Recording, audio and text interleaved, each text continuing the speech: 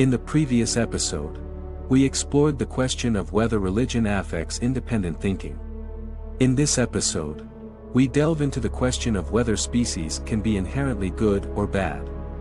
Additionally, we attempt to use our current understanding of physics to comprehend a non-human explanation for anti-gravity, which can be quite challenging to grasp and requires close attention.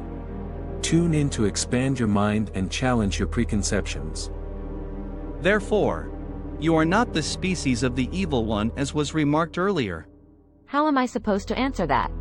Your people still think according to a simple and completely inappropriate scheme of generalizations. Simply put, there are absolutely no purely evil species. There exist in every terrestrial and extraterrestrial species alike both good and evil individuals. It's even true of your own people, but there is no such thing as an absolutely evil species. This conception is really very primitive.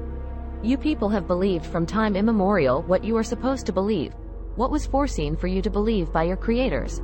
Every well-known species, even the more highly developed ones, consists of a great number of individual consciousnesses. At least a portion of the consciousness is individual. Even though there are connecting fields of consciousness, these self-sufficient spirits are able to decide freely for themselves a lifestyle which is either good or evil, according to your own human standards. It depends again on the respective point of view. Your people are not necessarily in a position to judge whether the deeds of a much more highly developed species are good or evil, because you stand at a lower observation point, from which an assessment is not possible. Your simple words, good, and evil, are in any case examples of a tendency towards generalization. In my language there are many concepts for the various shades of meaning of individual behaviors in comparison to the norms of a society. Even those extraterrestrial species which are inclined to act with antagonism towards you are not species of the evil one, even though they operate negatively with respect to your own race. They do this for their own reasons and do not regard themselves as evil. Were your structured way of thinking more linear and more focused as theirs is, then you would also behave in such a fashion. The attitude of a species towards other kinds of existence naturally depends very heavily on its respective structured way of thinking. Each species sets its own priorities. To classify that as good or evil is really quite primitive, for the survival of any species argues for many varieties, among them your own, as well as for even the most varied of the worst or negatively directed deeds. I won't even exclude my own kind in this regard, for there have been certain occurrences in the past which I don't personally welcome, but about which I would also not like to go into detail. None of these occurrences have happened in the last 200 years of your time scale. But please note the following. There are no absolutely good and there are no absolutely bad species, because each and every species always consists of individuals. In the letters that I got, there was often the question whether you could go into any greater detail regarding the advanced physics that you commented on last time. Many people said, your words made no sense. For example, how do UFOs function? How do they fly? How do they perform the maneuvers that they do? Many people have been asking me to provide further explanation on the advanced physics that I previously mentioned. However, this is not a simple matter and I must use very simple words in order to convey the basic principles of a higher kind of science. Firstly, it's important to understand that the physical world consists of different layers, including a material illusion and a sphere of influence. Certain physical conditions are associated only with the realm of the material, while other and more complicated conditions are associated only with the sphere of influence of the material world.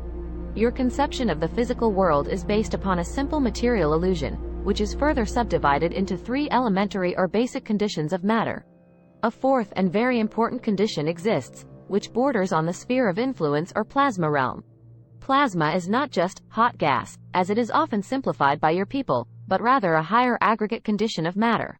The plasma state of matter is a special form of matter that lies between its real existence and the sphere of influence, where matter loses mass and pure accretion of energy of various forms occurs when matter is pushed or shoved.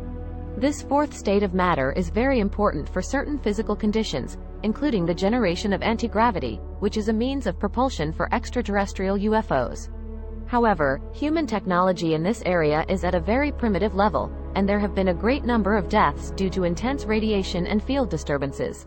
This is an example of the business regarding the question of good and evil, as people play with unknown forces and accept the death of colleagues of their own kind for the advancement of technology, which is put into place once again for the purpose of war, i.e., for negative pursuits. It's important to note that the higher the ordinal or ranking number of basic matter, the simpler the heightening of the condition, but that is only partially correct. If one cannot circumvent these powers, then it is better not to attempt it. Humankind has always been ignorant and has from time immemorial tried to play around with forces which they have not even understood. The use of a fluctuation at the right angle with the induced radiation field can fuse copper with other elements. The resulting connection and field would not be stable in the normal condition of matter and unsuited for tasks. Therefore, the entire field spectrum is shifted to a higher plasma-like condition, causing a tilting of the repulsing quasi-bipolar force. This results in an interstratifying reflective force field, which can levitate and maneuver massive flying objects, exert a camouflage function in the realm of electromagnetic radiation, manipulate temporal sequences of events, and achieve amplitude equalizations among genuine matter with one of those kinds of fields if the frequency and the distance from the plane of the field are high enough. In conclusion, although this explanation may seem primitive and impossible for some to comprehend, I hope it has shed some light on the topic. Regarding the first question, if we don't think from a human perspective, do other highly intelligent civilizations have goodwill towards humans? Even if they do, any species of animals or plants on Earth are only for the survival of their own species, without the classification of good or bad. This classification may be only a way of thinking for humans, and may not be applicable to the world beyond humans. How other highly intelligent civilizations treat humans, if it is like how we treat ants, for the universe, it may be just a normal and insignificant thing. The answer to the second question is beyond my understanding, and I am not sure if it can provide any useful clues for physicists. Instead, I am thinking about whether human wisdom can actually understand the entire universe, or if it is beyond the design capacity of our brain. I remembered this movie, Indiana Jones and the Kingdom of the Crystal Skull, where the villain achieved his wish and obtained the knowledge of a higher intelligent civilization. But his brain capacity exceeded its limit and he was destroyed. Even so, I still want to learn what I didn't know before and learn what I couldn't do before. If you like this video, please like, share, and turn on notifications so you won't miss the next exciting video.